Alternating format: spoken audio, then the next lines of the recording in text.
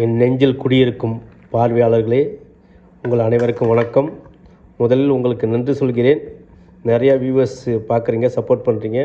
நான் ஒரு ஆரம்பகட்ட யூடியூபர், ஒரு பிகினர் யூடியூபரில் எனக்கு நிறையா சப்போர்ட் பண்ணுறீங்க, ரொம்ப நன்றி.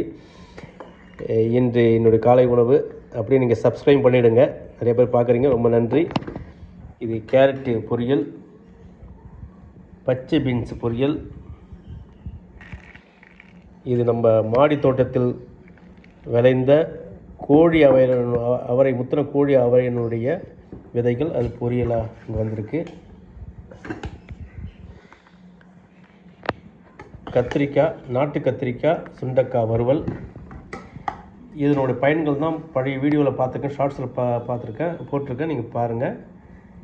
இன்றைக்கி ஹைலைட் என்னென்னா பாகற்காய். இந்த பாகற்காயில் பல நன்மைகள் உள்ளது. இதை நம்ம டெய்லி சாப்பிடக்கூடாது. டெய்லி சாப்பிட்டாக்க ஆண்மைக்கு ஆபத்தானது. இதை வாரத்துக்கு 2 முறை சேர்த்துக்கலாம்.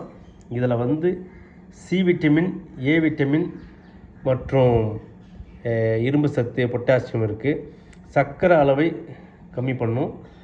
அதே சமயத்தில் உடல் எடையும் குறைக்க செய்யும், செரிமானத்தை மேம்படுத்தும். இது பல நன்மைகள் உள்ளது. டெய்லி சாப்பிட முடியாது, ஆனால் வாரத்துக்கு 2 முறை சாப்பிடலாம் பாகற்காய். உடல் வலுவாக இருக்கிறதுக்கு, ஸ்ட்ராங்காக இருக்கணுன்னாக்க முட்டைகள். முட்டை ஹையஸ்ட் ப்ரோட்டீன். இது முக்கியமான உணவு. காலையில் தினமும் சேர்த்துக்கணும் முட்டை. ஏன்னு கேட்டிங்கனாக்கா, சர்க்கரை நோய் வராது. வந்தவங்களுக்கு அது மேலே போகவே போகாது. இது என்னுடைய அனுபவத்தில் சொல்கிறேன். கண்டிப்பாக சர்க்கரை நோயை கட்டுப்பாட்டில் வைத்திருக்கும். தினமும் முட்டைகள் உண்ண வேண்டும். இது வெங்காய பச்சடி. இதில் கியூக்கம்பர், வெள்ளரி பிஞ்சு, வெங்காயம், புதினா, கொத்தமல்லி எல்லாம் இருக்கும். பீட்ரூட்டு, சாலடு,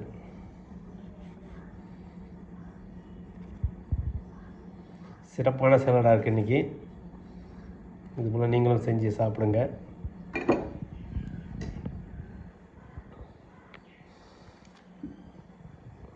இது மஷ்ரூம் குருமா.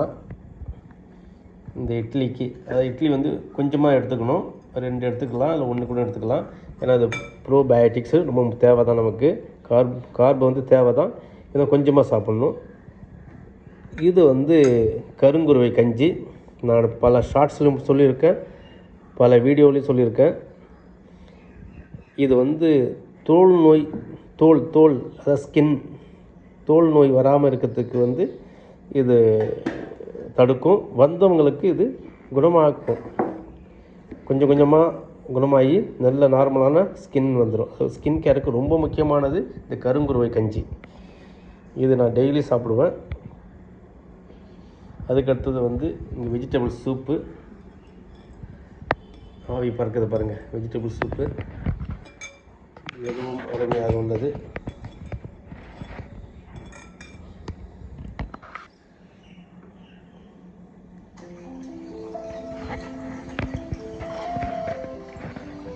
மூல உணவை கொண்டு மகிழவும். இதை நான் வீடியோவில் போடுவேன், ஷார்ட்ஸுக்கு சின்னதாக எடுத்து போகிறேன் பாருங்கள். இது இறுதியில் உண்ண வேண்டும். இந்த சேலட் இறுதியில் சாப்பிடலாம். இவைகள் அனைத்துமே கருங்குருவை கஞ்சியோடு சேர்த்து சாப்பிட வேண்டும். பாகற்காய் நான் சொன்னது போல் ஒரு நாளைக்கு ஒன்று சாப்பிடக்கூடாது. ஒரு வாரத்துக்கு 2 முறை 3 முறை சாப்பிடலாம். சுண்டைக்காய் வயிற்றில் இருக்க பூச்சியை அகற்றும். பாகற்காயும் வயிற்றில் இருக்க பூச்சியை அகற்றும். முட்டைகள் நான் சொன்னது போல் புரோட்டீன்.